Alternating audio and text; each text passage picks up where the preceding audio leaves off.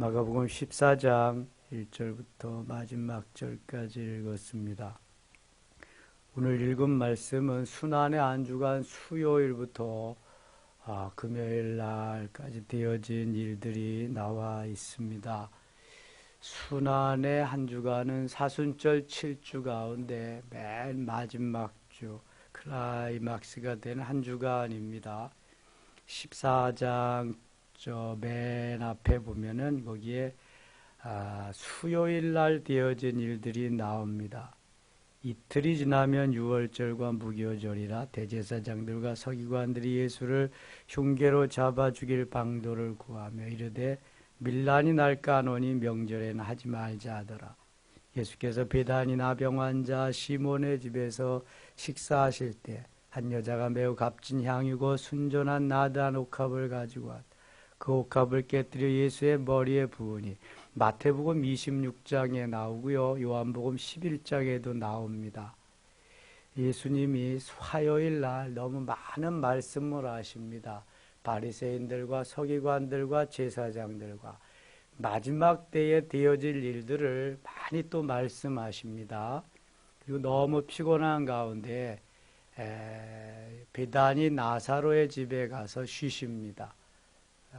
거기에는 마리아와 마르다 자매, 나사로 3남매가 살고 있었죠. 요한복음 11장에 좀 더 자세히 나오고 있습니다. 그때에 마리아가 자기가 이제 결혼을 하기 위해서 준비해 놓은 옥합을 가지고 와서 그 옥합을 깨뜨려서 예수의 머리에 붓고 닦아드리는 그러한 아름다운 행위가 나오는 것을 볼 수 있게 됩니다. 한 옥합을 가지고 와서 그 옥합을 깨뜨려 예수의 머리에 부으니 4절 어떤 사람들이 화를 내어 서로 말하되 어찌하여 이 향유를 허비하는가. 여기 어떤 사람들이 제자들 중에서 특별히 가룟 유다가 화를 내면서 이것을 차라리 팔아서 가난한 자들에게 나눠주지 왜 이렇게 비싼 고가의 향유를 예수님의 머리에 붓고 그렇게 허비하느냐. 머리는 물로 씻으면 되는 건데 어찌하여 이렇게 비싼 향유를 가지고 하느냐 하면서 책망하는 듯이 말하고 있습니다. 화를 내어 서로 말하되 화를 뭐 화까지 낼 거 있어요? 자기 것도 아닌데. 그 다음에 이 향유를 허비하는가. 육신적으로 생각하면 인간적인 가치관으로 생각하면 이것은 분명히 허비입니다. 낭비죠. 몸을 씻는 것은 물로 씻으면 됩니다. 물론 여인들이 우유로 목욕하는 사람도 있다면요. 머리는 또 값진 것으로 감는 것도 있고 돈 많은 사람들이야 뭘 못하겠습니까? 하고 싶은 대로 다 하는 거죠. 그러나 보편적으로 몸은 물로 씻는 거죠. 머리도 물로 감으면 되는 것입니다. 근데 이 향유가 여기 나온 대로 고가품입니다. 한 데나리온이 어른들의 하루의 품삯이거든요. 일반 노동자들의. 한 푼도 쓰지 않고 1년 동안 모아두어야 하는 것이 매일 일하고 1년 동안 모아두어야 이 바로 그 향유를 살 수 있는 가격이에요. 얼마나 고가의 제품인가를 알 수 있는데 그것을 깨뜨려서 예수님의 머리에 붓고 닦아드렸다. 일반적으로 볼 때는 이것은 분명히 낭비입니다. 허비인 거지요. 그게 맞지요. 그러나 우리가 주님께 드리는 것은 허비라고 그래도 거룩한 허비고요. 낭비라고 그래도 거룩한 낭비입니다. 주님 앞에 드리는 건 허비가 없어요. 낭비도 없고요. 주님이 그걸 받으시고 그냥 잊어버리거나 대수롭지 않게 여기시는 분이 아닙니다. 주님은 조그만 것도 귀하게 여기십니다. 귀중하게 여기십니다. 제자들, 특별히 가룟 유다는 이것을 팔아서 가난한 자들에게 나누어 주었으면 좋았을 뻔했다 하는 것은 가난한 자들에게 나누어 주고 싶어서가 아니라 그것을 자기가 착복하려고 자기 수중에 넣기 위한 그러한 마음이 앞섰기 때문에 말로 한번 포장해 보는 거죠. 그 마음은 아주 욕심과 탐심으로 지금 가득 차 있다는 것입니다. 그래서 이틀이 지나면 예수님을 돈으로 보여서 돈으로 알고 이렇게 말한 가룟 유다는 예수님을 팔아버리게 됩니다. 은 30을 받고.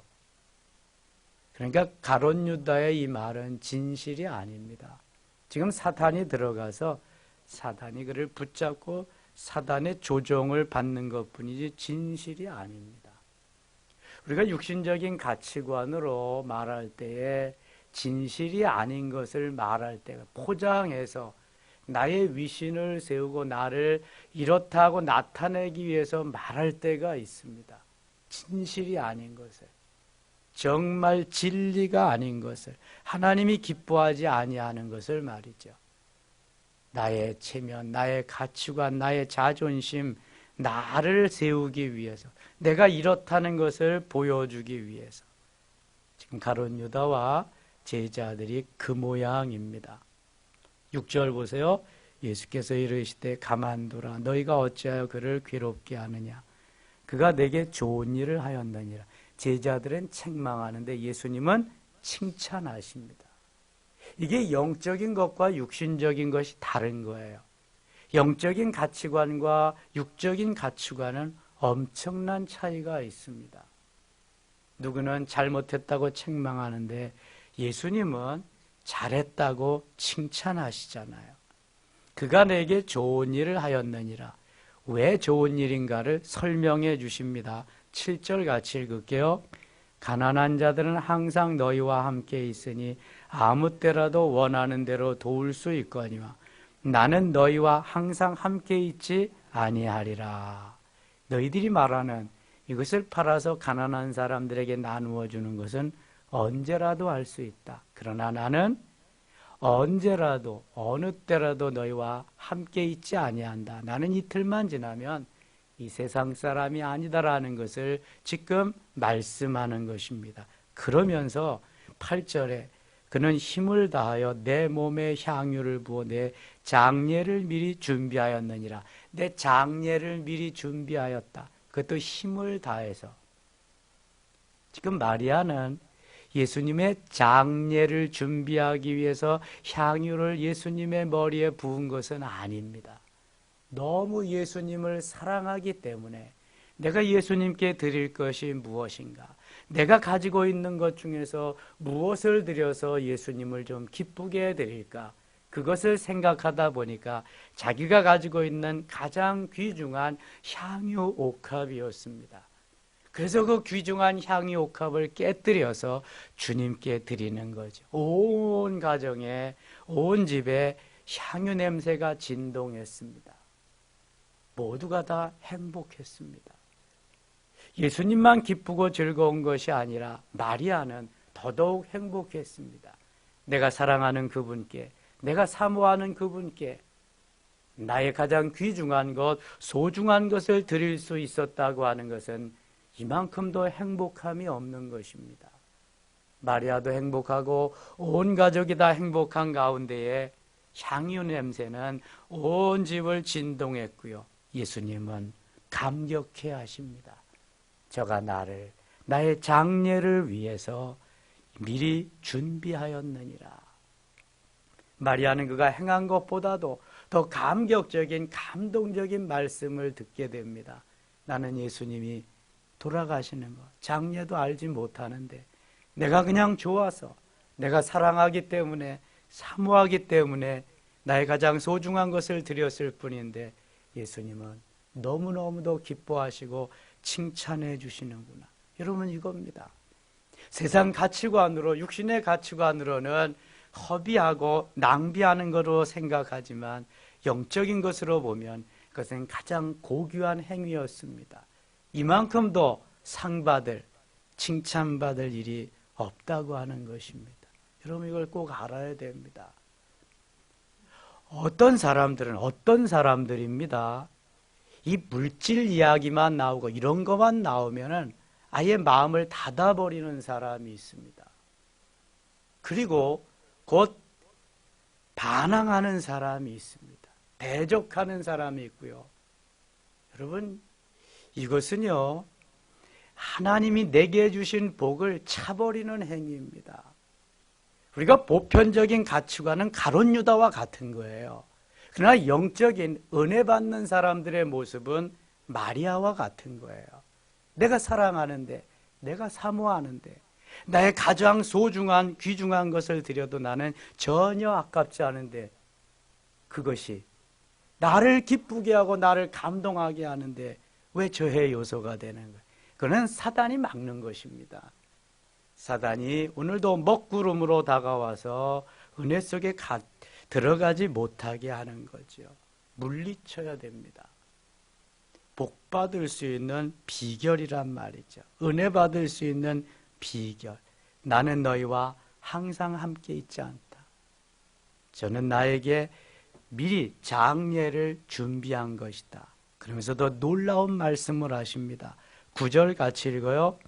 내가 진실로 너희에게 이르노니 온 천하에 어디서든지 복음이 전파되는 곳에는 이 여자가 행한 일도 말하여 그를 기억하리라 하시니라.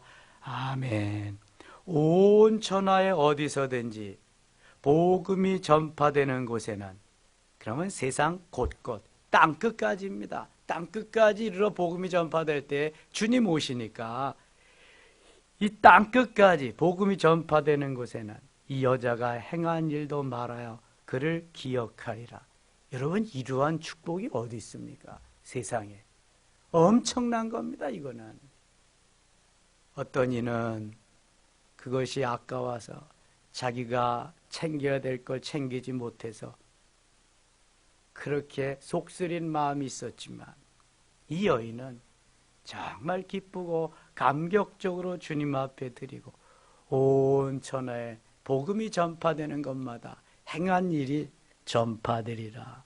얼마나 놀라운 은혜를 경험하게 되는지 몰라요. 여러분 사랑하는 사람들에게는 무엇인가를 주고 싶어 하는 것입니다. 주고도 또 주고 싶어 하는 겁니다. 여러분 자녀에게 왜 자꾸 주고 싶어요? 내 핏줄이 섞여서 사랑하기 때문에 그런 거예요. 그리스도의 사랑으로 무장하면은요, 얼마나 주님의 사랑, 주님의 사모하는 마음이 있기 때문에 이게 아까운 것이 없어지는 거죠. 내 가치관이 바뀌어지는 거예요. 보기만 해도 좋은데, 대화 나누면 더 좋은데, 서로 같이 먹고 마시며 있으면 더더욱 좋은데, 내게 있는 소중한 것을 그분에게 드리면 나는 더욱더 감격적이고 더 좋은데, 이게 바로 사랑이잖아요. 사랑. 이게 관계잖아요. 관계. 이게 안 되니까 가룟 유다와 같이 아까워지는 거지요. 돈으로 보이는 거예요. 모든 것을 돈으로 분별하고 판결하고 그것을 잣대로 삼으면 안 돼요, 여러분. 거기에 사랑이라고 하는 릴레이션, 관계 속에서 우리가 살아가야죠. 그 가룟 유다 어떻게 되나 보세요. 10절입니다. 12 중에 하나인 가룟 유다가 예수를 넘겨주려고 대제사장들에게 가매 예수님이 돈으로 보였는데 저 향유 옥합도 내가 가지면 300데나리온 챙기는 건데 그것도 못했어요. 이제 예수님을 팔아먹을 궁리를 합니다. 그들이 듣고 기뻐하여 돈을 주기로 약속하니 유다가 예수를 어떻게 넘겨줄까 하고 그 기회를 찾더라. 예수님이 돈으로 보였던 가룟 유다는 곧 예수님을 팔아먹을 기회를 찾. 이게 사단이 하는 짓입니다. 사탄이. 그냥 그러한 마음을 먹는 게 아니죠. 21절 가겠습니다. 21절. 인자가 자기에 대하여 기록된 대로 가거니와 인자를 파는 그 사람에게는 화가 있으리로다. 그 사람은 차라리 나지 아니었더라면 자기에게 좋을 뻔하였느니라 하시니라. 이거 누구를 두고 예수님 말씀하신 거죠? 가룟 유다를 두고 하신 말씀이에요. 옥합을 깨뜨려서 드릴 때에도 예수님 한마디 하실 수 있었지만 좋은 얘기 하셨는데요. 여기에서 가룟 유다가 어떻게 될 것을 예수님 말씀합니다. 인자는 나는 자기에 대하여 기록된 대로 가거니와 나는 하나님이 보내신 대로 간다. 마가복음 10장 45절에 보면 인자에 온 것은 섬김을 받으려 함이 아니라 도리어 섬기려 하고 자기 목숨을 많은 사람의 대속물로 주려 함이. 예수님은 섬기러 오셨고요. 예수님은 죽으러 오셨어요. 죽으러 오신 예수님이 죽으러 가는 것 당연한 거지요. 그래서 나는 기록된 대로 그 길로 가거니와 인자를 파는 그 사람에게는 가룟 유다에게는 화가 있으리로다. 화가 있으리로다. 그 사람은 차라리 나지 아니하였더라면 자기에게 좋을 뻔하였느니라. 차라리 나지 않았다면 천하의 역적으로 죄인으로 자리매김하지 않았을 텐데 태어나서 왜 그 일을 자기가 감당하냐. 가룟 유다가 하지 않아도 누군가는 이 일을 해야 돼요. 왜냐하면 예수님 죽으러 오셨기 때문에 누군가에 의해서는 예수님이 팔려가시거든요. 죽어야 하기 때문에 가룟 유다가 이 십자가를 지는 거죠. 좋은 의미로는. 근데 예수님이 보실 때는 차라리 태어나지 않은 것이 더 좋을 뻔했다. 밀턴의 신라곤이라고 하는 책 보면은 가룟 유다는 저 지옥 중에서도 맨 밑에 가 있대요. 자살했거든요. 그래서 가룟 유다의 마지막이 이렇게 험난한 아주 저주스러운 일생으로 마무리하게 됩니다. 마지막 만찬, 최후의 만찬이 그 위에 나오고 있습니다. 목요일 날 되어지는 요한복음 13장에 보면 예수님이 제자들에게 발을 씻기시고 다락에 오르셔서 성만찬 예식을 거행합니다. 마지막 성만찬이죠. 우리들도 교회에서 그것을 하고 있습니다. 그 다음에 예수님이 제자들에게 이렇게 베드로의 부인할 것을 말씀합니다. 27절 가겠습니다. 예수께서 제자들에게 이르시되 너희가 다 나를 버리리라. 이는 기록된 바 내가 목자를 치리니 양들이 흩어지리라 하였습니다. 그러나 내가 살아난 후에 너희보다 먼저 갈릴리로 가리라. 내가 죽었다가 다시금 이제 부활해서 갈릴리로 가겠다. 그런 말이죠. 29절 베드로가 여짜오되 다 버릴지라도 나는 그리하지 않겠나이다. 베드로가 좀 성격이 급합니다. 그리고 다혈질입니다. 그래서 뭐 쭈빗쭈빗하고 뒤로 있는 걸 못해요. 베드로는.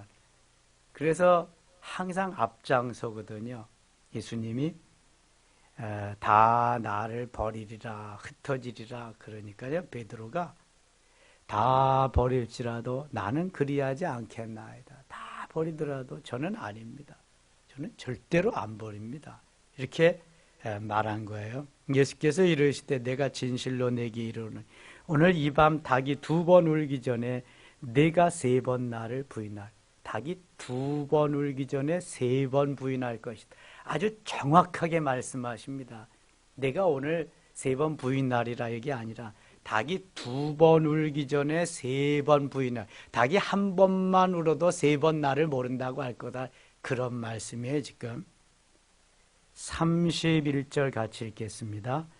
베드로가 힘있게 말하되 내가 주와 함께 죽을지언정 주를 부인하지 않겠나이다 하고 모든 제자도 이와 같이 말하니라. 아멘. 이게 오순절 사건 전에 예수님의 제자들의 모습입니다. 다 육신적으로는 따르고 싶고요. 함께하고 싶어요. 예수님 앞에 점수 따고 싶어요. 예수님 왕 되면 한 자리씩 해 먹어야 되니까요. 그래서 큰 소리는 다 치거든요. 근데 예수님이 실제적으로 잡혀가시거든요. 십자가에도 달리시고요. 죽음의 길을 가시거든요. 예수님 말씀대로 다 도망갑니다. 자기들이 말한 거 책임지는 놈 하나도 없어요. 여기 다 도망. 베드로까지. 베드로는요, 여종들 앞에서도 부인하고 저주하고 맹세까지 합니다. 그렇게 큰 소리친 베드로가요. 그런데 왜 그런 일이 일어났을까? 자, 32절 보겠습니다.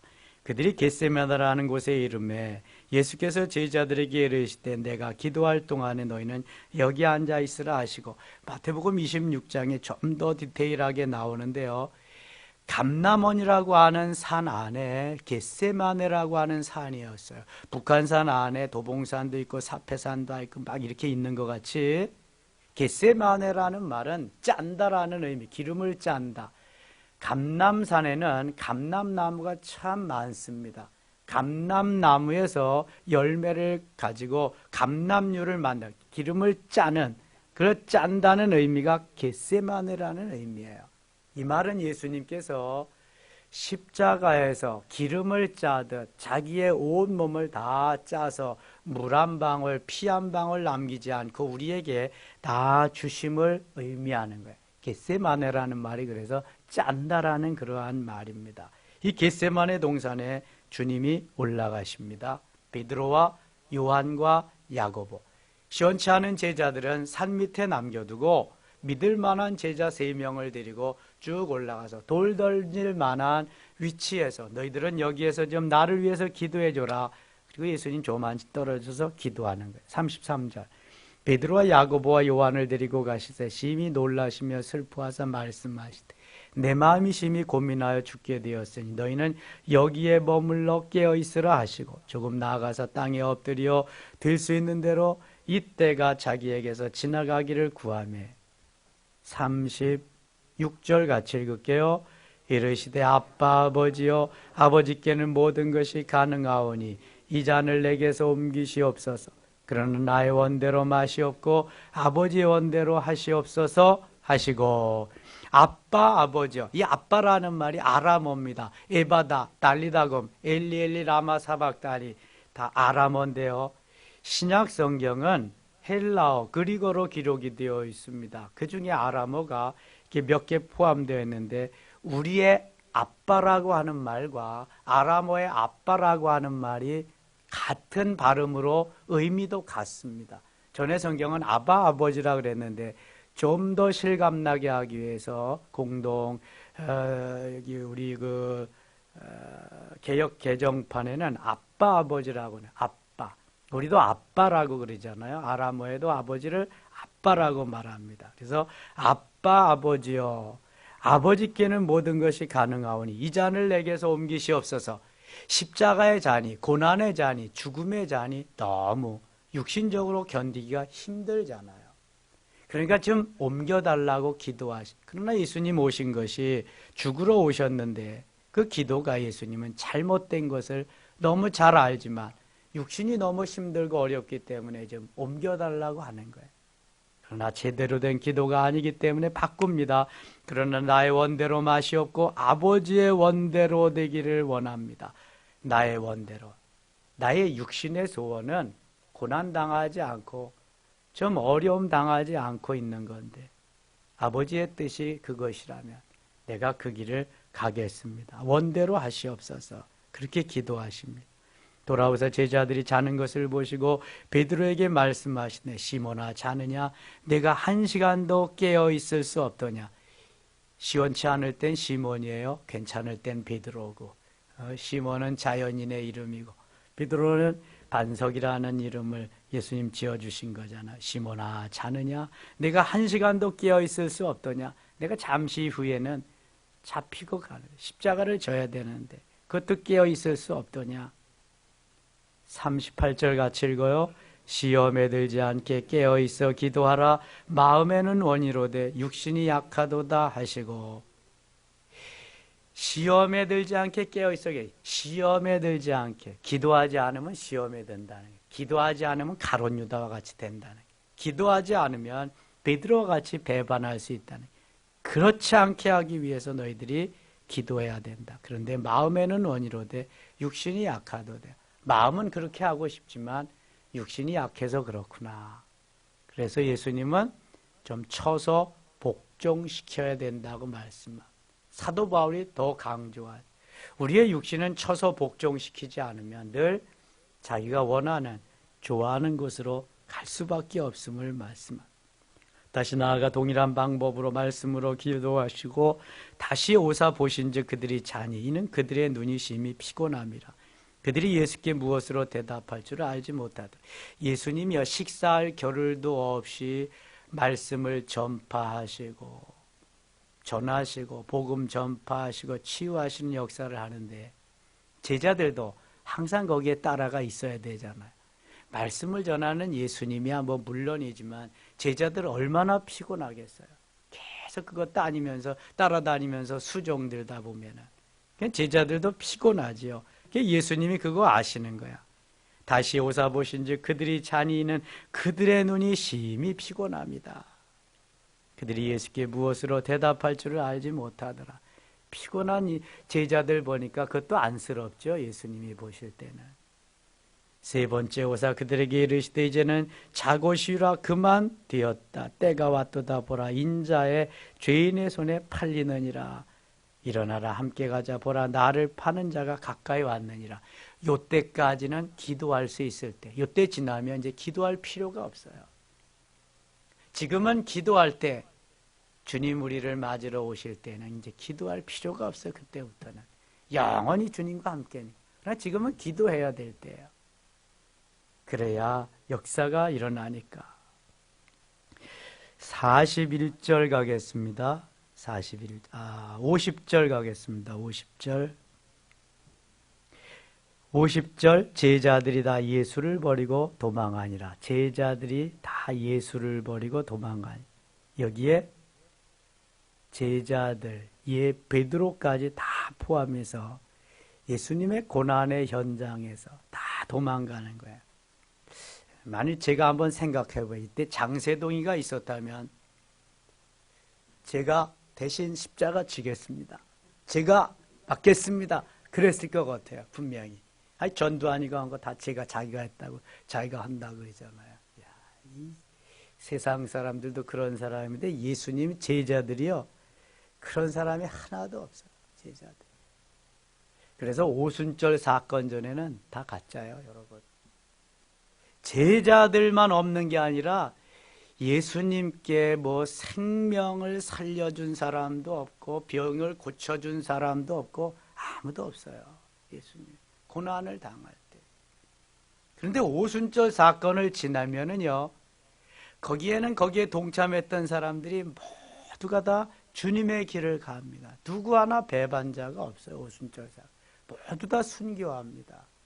이렇게 다른 거예요. 그러니까 주님은 전인격적으로 만나야 돼요. 우리가 전인격적으로, 체험적으로, 성령으로 역사하는 그 주님을 만나야 변함이 없네요. 변질이 안 되는 거예요.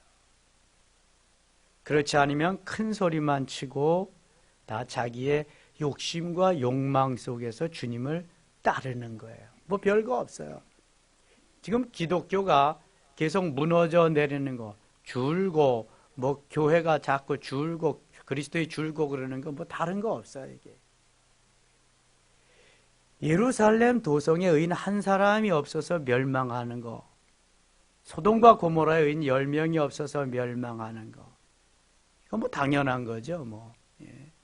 그러니까 우리가 오순절 사건을 경험해서 끝까지 주님을 따르는, 배반하지 아니하고 순교의 기회를 주시면 순교할 수 있는 그 자리까지 갈 수 있는 그리스도인이 진짜인 거예요. 진짜. 예수님은 진짜 그리스도인을 원하는 거죠. 58절 가겠습니다. 58절. 공회 앞에 이제 예수님이 서서 신문을 받으시는데요. 우리가 그의 말을 들으니 손으로 지은 이 성전을 내가 헐고 손으로 짓지 아니한 다른 성전을 사흘 동안에 지으리라 하더라 하되, 이게 무슨 말이냐 하면 예수님이 이 성전을 헐라 내가 사흘 동안에 일으키리라 그래요. 요한복음 2장 19절에 보면. 그랬더니 제사장들과 바리새인 서기관들이 아니 이 성전은 46년 동안이나 지은 건데 어떻게 이걸 사흘 동안에 일으키냐 이렇게 말씀하거든요. 얘기하거든요. 근데 예수님은 자기의 육체를 가리키심이로라 이렇게 말씀하고 있어요. 너희들이 이 성전, 육체가 성전이잖아요. 고린도전서 3장 16절에 사도 바울이 그렇게 말함. 너희가 하나님의 성전인 것과 성령이 너희 가운데 계시는 것을 거하는 것을 알지 못하느냐. 이 육체가 성전입니다. 삼위일체 하나님이 거하시다. 이 성전을 너희들이 헐어봐라. 사흘 동안에 일으키리라. 내가 다시 부활하리라 그런 말씀인데 그 사람들이 어떻게 영적인 말을 이해하겠어요? 지금도 마찬가지거든요. 영적인 말씀을 말씀하시는데 육신적인 것으로 들으려고 하니까 안 되는 거죠. 이게 소화가 안 되는 거예요. 영적인 것은 영적인 것으로라야 가능하다. 분별한다. 그렇게 되는 겁니다. 62절 가겠습니다. 예수께서 이르시되 내가 그 나라 인자가 권능자의 우편에 앉는 것과 하늘 구름을 타고 오는 것을 너희가 보리라. 구름을 타고 오리라. 이거 재림하심을 말씀하는 거예요. 마태복음 26장에 말씀하시고 마가복음 14장에 말씀하시고 요한계시록 1장 7절에도 내가 구름 타고 오리라 말씀하세요. 예수님 재림 때에는 구름 타고 오십니다. 구름 타고. 66절입니다. 베드로는 아랫뜰에 있더니 대제사장이 여종 하나가 와서 베드로가 불 쬐고 있는 것을 보고 주목하여 이르되 나도 나사렛 예수와 함께 있었도다 하거늘 너도 나사렛 예수와 함께 있었도다. 베드로가 부인하여 이르되 나는 네가 말하는 것이 무엇인지 알지도 못하고 깨닫지도 못하겠노라 하며 앞들로 나갈새 여종이 그를 보고 곁에 서 있는 자들에게 다시 이르되 이 사람은 그 도당이라. 예수님과 함께 한패다 그거죠. 또 부인하더라. 조금 후에 곁에 서는 있는 사람들이 다시 베드로에게 말하되 너도 갈릴리 사람이냐? 참으로 그 도당이니라. 71절 같이 읽어요. 그러나 베드로가 저주하며 맹세하되 나는 너희가 말하는 이 사람을 알지 못하노라 하니 3번씩이나 너도 그 도당이 너도 그 한패다 그랬더니 나는 알지 못한다. 저주하고 맹세까지 하면서 정색을 합니다. 72절 읽고 마칠게요. 닭이 곧 2번째 울더라. 이에 베드로가 예수께 자기에게 하신 말씀 곧 닭이 2번 울기 전에 네가 3번 나를 부인하리라 하심이 기억되어 그 일을 생각하고 울었더라. 아멘. 예수님이 너 오늘 닭 2번 울기 전에 내가 3번 나를 부인할 거야. 딱 들어맞으니까 베드로가 통곡합니다. 그러면 그때 그 가서 내가 십자가를 지겠습니다 해야 되는데 이것도 가짜지. 이게 뭐 울어도 그걸 못하고 있습니다. 마리아와 같이 사랑하면 다 주어도 괜찮은 거거든요. 이 오순절 사건을 만나기 이전에 이 베드로와 이 제자들은 그런 사랑함이 없었던 거죠. 육신의 출세와 성공을 위해서 예수님을 따른 것을 한눈으로 볼 수 있어요. 여러분 오늘도 우리들이 내 출세와 성공을 위해서 예수님을 따르냐? 그건 종교생활하는 거예요. 아니면 내가 예수님이 나의 구주, 나의 하나님, 메시아로서 내 안에 계신 나의 전부이기 때문에 내가 예수님을 따르냐? 그건 신자예요. 그건 제자예요. 언제라도 후자로 하나님의 사람으로 그리스도인으로 예수님의 제자로 예수님을 따를 수 있는 우리 모두 되실 수 있기를 원합니다. 기도합시다. 하나님 아버지 고맙습니다. 오늘 또 하루 주셨습니다. 예수님의 제자로 하나님의 멋진 클래스가 다른 하나님의 사람으로 자리매김하여 승리한 날 되게 하여 주시옵소서. 예수님의 이름으로 기도드리옵나이다. 아멘.